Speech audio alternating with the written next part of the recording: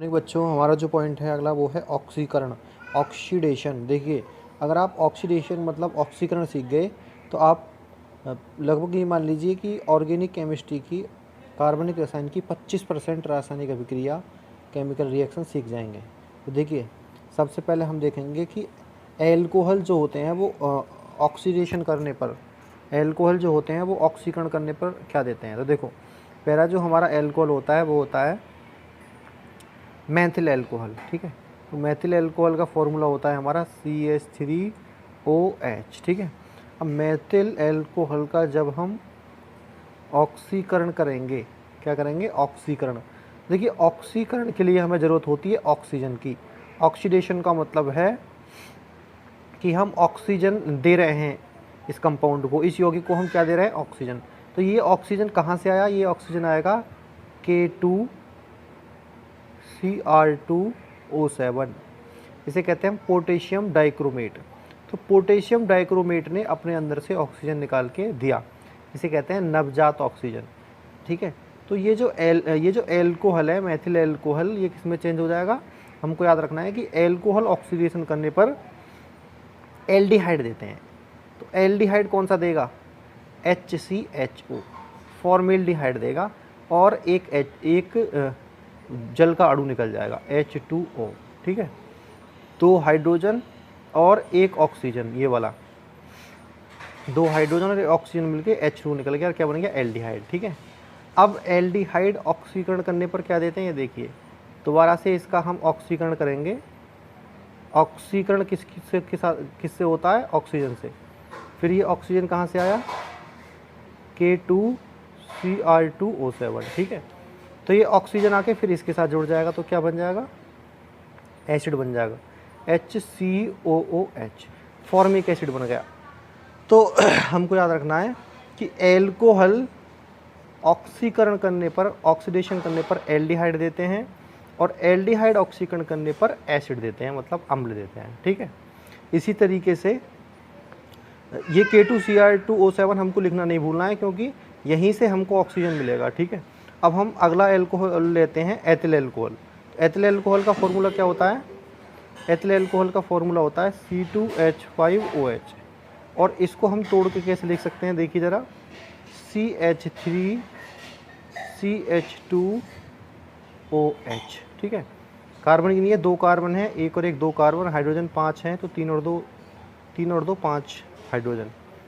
तो इसी तरीके से जब इसका हम ऑक्सीकरण करेंगे, ऑक्सीडेशन करेंगे, K2Cr2O7 की उपस्थिति, मतलब इसने ऑक्सीजन दिया है निकाल के, तो देखिए क्या होगा, ये है CH3CH2OH। तो देखिए, जैसे ये मैथिल एल्कोहल ने क्या दिया था, एल्डिहाइड दिया था, इसी तरीके से एथिल एल्कोहल भी क्या देगा, एल्डिहाइड। कौन सा एल्डिहाइड देगा, CH3CH3CHO। अब आपको याद रखना है कि अगर एक कार्बन वाला एल्कोहल है, इसमें एक कार्बन है, तो एक कार्बन वाला एल्डिहाइड देगा, और फिर वो एल्डिहाइड एक कार्बन वाला एसिड देगा। इसी तरीके से 2 कार्बन वाला एल्कोहल है, तो वो 2 कार्बन वाला एल्डिहाइड देगा, और फिर उसका ऑक्सीकरण हम करेंगे तो वो 2 कार्बन वाला क्या देगा, एसिड देगा, अम्ल देगा, K2Cr2O7। ठीक है, तो कौन सा एसिड बन जाएगा, CH3COOH। देखिए, इसमें कितने कार्बन है, 1 और 1 2, और इसमें भी कितने कार्बन थे, 2। तो ये हर एक एसिड पर, जितने भी ऑर्गेनिक केमिस्ट्री के अम्ल वो हैं, एल्कोहल हैं, सब पर लागू है। ठीक है, हम याद रखेंगे कि एल्डिहाइड ऑक्सीकरण करने पर, एल्कोहल ऑक्सीकरण करने पर एल्डिहाइड देते हैं, और एल्डिहाइड ऑक्सीडेशन करने पर एसिड देते हैं। इसी तरीके से देखो, ये है, एल्कोहल ऑक्सीकरण करने पर एल्डिहाइड देते हैं, और एल्डिहाइड ऑक्सीकरण करने पर एसिड देते हैं। ठीक है, इसी तरीके से हम अगर ये ले लेते हैं, बेंजाइल एल्कोहल ले लेते हैं हम, उसका फॉर्मूला क्या होता है, देखिए,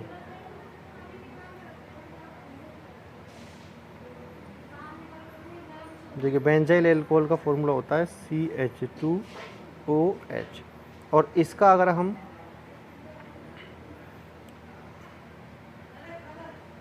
इसका ऑक्सीकरण करते हैं हम, तो यहाँ लिखेंगे कि K2Cr2O7, इसने ऑक्सीजन निकाल के दिया है। ठीक है, पोटेशियम डाइक्रोमेट है ये, तो क्या बनेगा, एल्कोहल क्या देगा हमको, ये देगा हमको एल्डिहाइड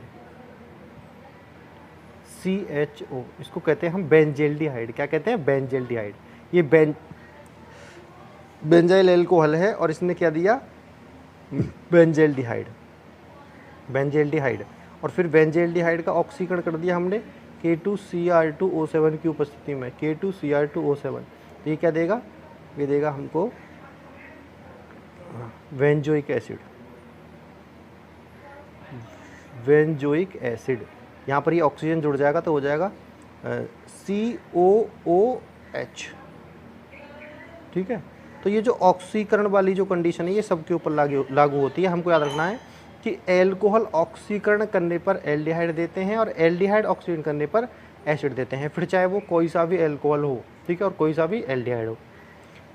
तो ये अगर हम रिएक्शन दिमाग में याद रखेंगे, मैंने जो बात बोली है कि एल्कोहल ऑक्सीकरण करने पर एल्डिहाइड देते हैं और एल्डिहाइड ऑक्सीकरण करने पर एसिड देते हैं, तो ये बहुत सारी रिएक्शनों को हमारी आसान कर देगा।